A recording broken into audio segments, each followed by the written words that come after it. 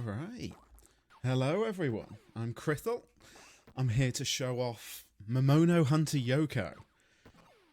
I think I might win the prize for most obscure game. I'd certainly never heard of this before last week. This is a Genesis kind of arcade platformer. It's pretty brutal in spots. The only thing I can really promise is deaths. So we'll see how this goes. So let's get going. I'll count us down in 3, 2, 1, go. So I'm not going to be able to tell you the story of this. There is one cutscene at the start with a mansion descending into the earth, and then this fever dream happens. But here we kick off. This is a 2-button game. It's jump and attack. But when we attack, if you hold down attack, you get this shield, which is fantastic. So we can fire the shield out, and this is going to be our main weapon for the run. And it also protects us from bullets. You'll see if we get hit, if the shield gets hit, it loses, it opens up for a little bit and then closes back. So generally, bullets in this game are a lot less dangerous than just enemies body slamming you. Okay, there we go, like that guy. Ooh, close. Right. So this is the first stage. Okay. Oh, there we go. Gonna take a death there. So this is the first stage. This is kind of the intro. The hardest part of this is working out what you can actually stand on. These vines, they're platform. Which parts are standable and which parts you just fall through. A little bit questionable. The enemies are generally pretty easy though, barring 1 or 2. And we get a nice, gentle intro. As I say, easy just to fall through things. This is our first leap of faith. Just gotta jump down and hope you're gonna survive. If you jump a little bit too early there, you just face plant into the water. And we're already at the boss. And this is a real fun boss to intro. It's kind of a 2-stage boss, where the first stage is platforming. And you've got wind, and this wind likes to just change at random times. And if it changes whilst you're in midair, like that, you can just fly off and either lose a load of progress, or just fall into the water and die. But there we go. And then the second part is actually... The first part's the exciting part. Now we just got to hit this guy. I'm not standing on the boss arena. I'm actually below it. For reasons... If I can get this guy... Oh, he is not playing ball. There we go. And that means I can just jump off straight after. And that lets me skip the timer timing down and giving me points at the end. So there's a few bosses where we'll just get to unceremoniously die as we finish. That's for saving time. If we die before we finish, less time save, but likely to happen. So here we are in scene 2. This is, I'd say the theme of this one is environmental hazards. A lot of fire going on around the place. We go into these caves. So one of the neat things about this game, I did a casual playthrough when I first pulled it. It's very open-ended. You can take a lot of different routes. I'll hopefully be taking the fastest route, but here, these caves, you can kind of wind about and do a lot of different things. This is also where we're going to get our first little skip of the run. So there's only a couple of places that at least I know how to skip. This is going to be the first one. Normally... there we go. This is going to take me a few attempts. Normally, you're supposed to walk off and walk up, go to the top, and kind of climb to the top, come back in the caves. If you hit this, what I'm trying to do here is kind of start on a decent pixel and then jump on the last pixel possible. And that should let me get over this lip. We'll get it. Nope. Oh, that's close.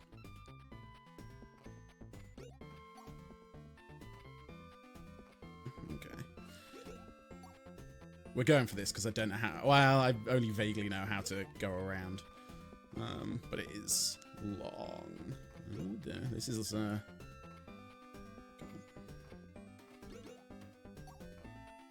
there we go. Yeah, it's a little precise in a couple of spots. There we go. That guy likes to come and kill you after you do it. And if that guy kills you after you do it, you go all the way back to before the skip. It's great. And now here, I'm almost certainly going to die. This is a wall of absolute death. So here we have our first flame spitters. Ooh. I'm going to take an actual intentional death here because I don't have enough health to make it through the next part. But this is nasty. There's just a lot of enemies, and then these do actually a lot of damage if those fireballs come and hit you. Oh, there we go. Thankfully, there's a little bit of health at the end here. And now we're going to do... Oh, don't go too early. That happens. We're going to do a lot of walking into flame spitters like this. This game, you don't have a lot of jump control. Once you've jumped, you better hope you're doing the right thing. But you've got a tiny amount. And I used it exactly once in the run, and it was just then. I walked off a platform, and if you just walk off normally, you kind of fall way down into the lava. But by holding left after walking off it... oh, this is too early. Yeah. By walking off into it, you get the perfect jump or perfect fall to go right into a gap. So, a tiny amount of control. So yeah, these flamers obviously will kill you very quickly if you just stand in them. So a lot of this level is trying to get around them or just stay in them as little as possible. Like that. And we have enough health just to jump over that.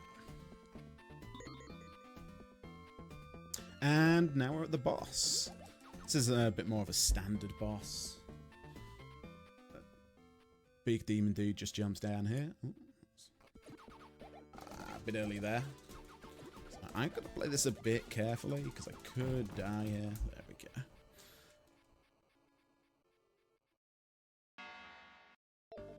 go. Attack-wise, you'll see I stood to the boss with my back to the boss.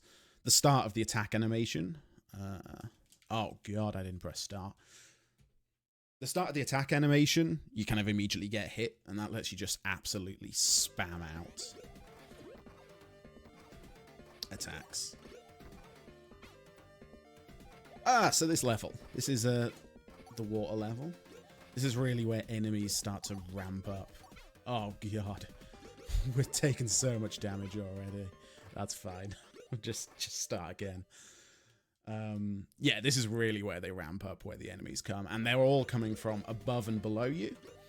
And when you fire, you can fire the shield kind of diagonally when you're on the ground. If you're in the air, you can fire it straight below you. So there's a lot of working out where your shield is going and where your sword is pointing in this level. Just to try and hit enemies, because you can't actually slash them. Ooh. These big guys will absolutely murder you if you hang around them for too long. Ooh, yeah, I was going to say. I mean, most things from this point onwards, if they body you, you lose a third to half of your health. It's great. Ooh. And now we get a nice little bit of waiting for water platforms and trying not to die. Not loving these bugs.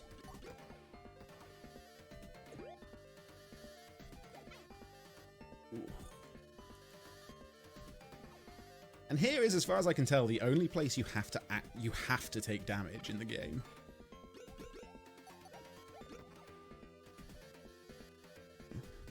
Don't know. Let's see if I can just bait him. Oh. I can bait him away, but yeah, these bugs that are flying around kill you real quick. We start with 7 credits, so each credit's 5 lives.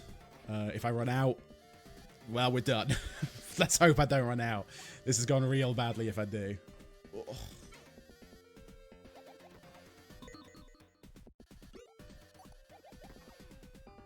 Yay. I'm not supposed to jump there, really, but it's fine. It works out. Okay. And as long as these bugs don't kill me, We're on the boss of the 3rd level. So I really liked the bosses in the casual playthrough of this. They've got some interesting stuff. This one is an underwater boss. Now, I didn't realise playing casually, you can actually swim. So I fought this entire thing on the ground, and it is a nightmare. But if you swim, just spam an attack, and it's pretty straightforward. Funnily enough, this is the boss in the speedrun that you can't die afterwards. There's nothing that'll kill you. In my casual playthrough, I did die at the very end. I just got killed as I killed the boss. Thought I'd failed, but I'd actually found the speed tech. Alright, level 4. This is where it gets nasty. So the enemy spam ramps up here. We've got these bats. They shoot out bullets. The bullets aren't too dangerous. Again, most projectiles in the game aren't too bad, but they massively lag up the game if you get too many. So really you want to kill as many of these guys as possible. So what I'm doing here actually is... Oh, there we go. Took a bit of damage. When you fire your shield, you actually kind of have some control over where your sword is pointing afterwards, and it still damages enemies. So I'm shooting the shield up whilst keeping the sword pointing to the ground, and that's dealing with both the snakes and the bats at the same time. Right, these tree sections are absolute hell. I'll probably take a death in each of these. There we go. The bat spam just gets absolutely overwhelming. This is the big kind of platforming section of the level. Where you can actually stand on these trees isn't super obvious. Oh, no. Okay. So one small thing I'm doing here, again, this is a few mechanics that I only use like once in the run, is there's a wall jump. You can get this little bounce off the wall. And I think that's the only place I use it on purpose. Okay, this is the worst set of trees. This is my absolute nightmare. Oh, the lag. Oh, no. Okay, we fell down. Start again.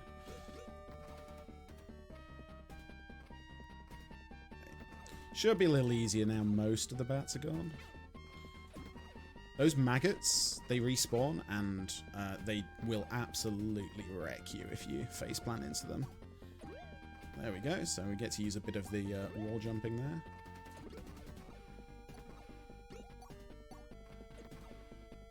Okay, we're through. That's the worst part of this level, by far. I mean, this is laggy as all hell. That's fine. That'll actually despawn a bunch of bats as well. Okay. So, that's the worst of it over. These floating guys can be a bit annoying, but the biggest enemy in this entire level really is just lag. Another little section here. So yeah, a huge amount of this is just working out kind of how do you get your sword pointing in the right spot and then actually hitting the right jumps.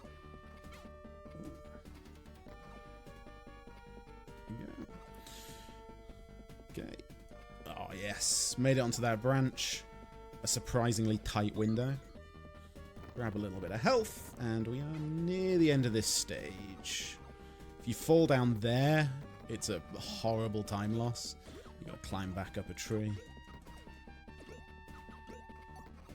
Can kill that whilst the camera's scrolling itself. Alright. This boss starts with you getting to take your snake for a walk. Oh no, I didn't want to jump there. Oh, this could be bad. Okay, well, we'll see. This is exciting.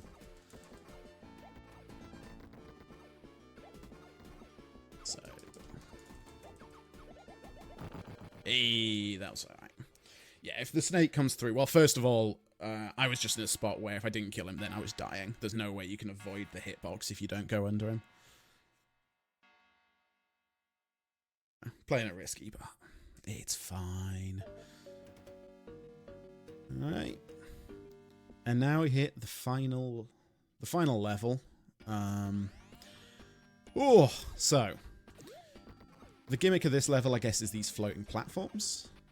This level's pretty big, and they take you around. Oh, that's a nasty one. The other, I'd say gimmick, awful part of this level is these slopes. If you like ice physics, they're a kind of ice physics. It's like the wind is blowing you back whenever you're on an icy slope. Everywhere else is normal. You don't feel it, but on the slopes you get pushed back, and that affects your jumps as well. So you get really tiny jumps. Is this gonna? I'm gonna have to kill that guy. And the part that's really brutal is you can look like you're on a straight part, like on a flat part, but you're actually still affected by slope physics. We'll probably see that later on. There we go. I hope we're going to see this skip. Yeah, we'll try it. Oh. Okay, that's fine. That's probably not fine. I'm probably going to have to do that section again. Yeah. So the checkpoints in this game are really, really generous. Oh, that's fine, actually. Honestly, like, one of the nicest parts about learning to speedrun this is the checkpoints are so kind that, yeah, I die all the time, but you never really lose that much progress, except for maybe a couple of bosses. So it makes it a bit of a dream. Alright, I am going to take a death here. So, what I'm going to try and set up now, oh, it's a long death, is a skip. So, what happens next is we're getting on this platform, and this is going to take us down to the bottom, very bottom of the level, and there's a bunch of crystals there that I'm going to have to kill. Just keeping an eye on the time, there we go. And so the whole point of this is you survive this gauntlet of things shooting at you, which actually you just hold your shield out and you're fine. There'll be some crystals at the bottom of the level that we need to kill, and that triggers one of the platforms to kind of take you around the entire level, all the way back up and to the back to the left, up and then right. Oh no, I don't want to go on there. I messed that up. I'm gonna try again because I don't know how to do the proper strat. We're gonna try and skip that, but I need to not get a checkpoint, because if I get a checkpoint, I'm just stuck down there, and it's a bad time. So I'm just gonna. What I'm doing here is I'm just waiting for a time that I know is good, because there are cycles of how the platforms below spin around. That should become obvious when I get there. But we can just chill out here. So this has been a real treat to learn to run. I don't play platformers really. Oh, I certainly don't speedrun platformers. So this has been an experience. There we go. So falling off here. Oh, that's right, sure. I'm supposed to do this the other way around, but this should work. So I need to kill all 4 of these crystals. There we go. And then I'm going to kill myself. So this is kind of abusing the checkpoint system. No, don't spam start. So this takes us back to the checkpoint. But because the goal of the game, or the goal of the section after that, is to get all the way back here, what beating the crystals does is it just changes where that platform takes you. It no longer takes you to the bottom of the level. It takes you over here. Oh, missed that one. I hate the pits in this level. At least all the other levels, when you die, it's pretty quick, but it can take quite a long time to fall to your death in here. So yeah, that saves us doing a big trip on elevator, and there's a bunch of snakes that like to kill you. So I'm just gonna wait here because I've missed my time. There we go. Just take this nice and gently. There we go. Right. I can ignore this snake as long as it doesn't get in my way. Yeah. This one's going to despawn because we get to go on a real ride down here. So these are so much more painful than they look like to jump up, because you have to kind of neutral. wish I'd killed that snake, but we'll see how this goes. And we're at the last boss. This might take me a few attempts. This is the boss I really haven't been able to crack yet. So it's a 2-phase boss. First phase is these. You've got, I think, 4 illusions flying around. They're not too aggressive, but they can sometimes be pretty hard to hit. There's one. Oh, goes just straight to the side.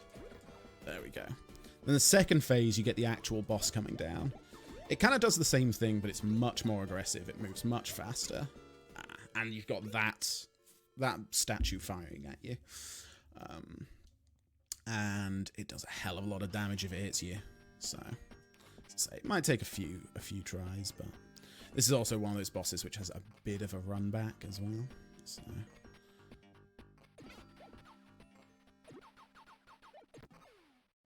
I'm going to get... Oh, no, I'm not getting that health, it turns out. I'll save it for another attempt. So I'm opening up by trying to do as much damage as possible. Again, like with everything else, most of the damage in this fight is just by these people running into you. But yeah, you're also firing your shield off a lot, so...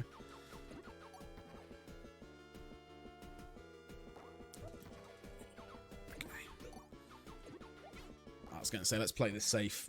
And then the boss flung into me. Alright. I'd like to say this should be a bit easier. We should be able to get in with full health this time.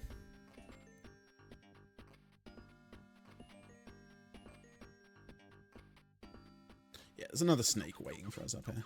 Okay. There we go.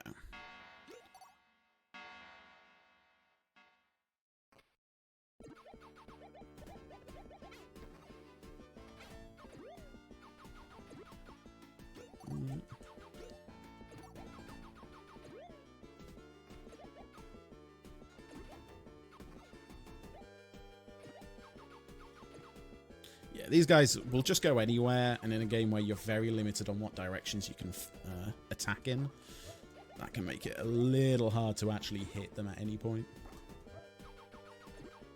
Ooh. Also, working out where this boss has gone is not easy sometimes.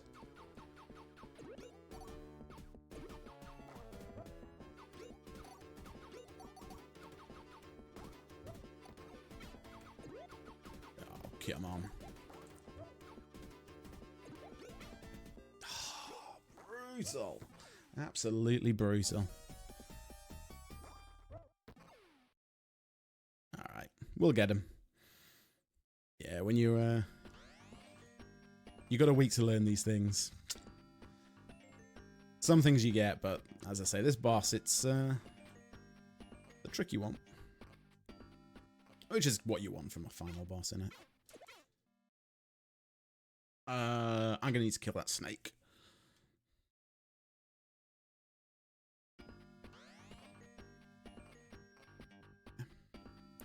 Alright. There is a life down there. I've got that exactly once. It's incredibly hard to get. There we go. Right, at least I killed the snake.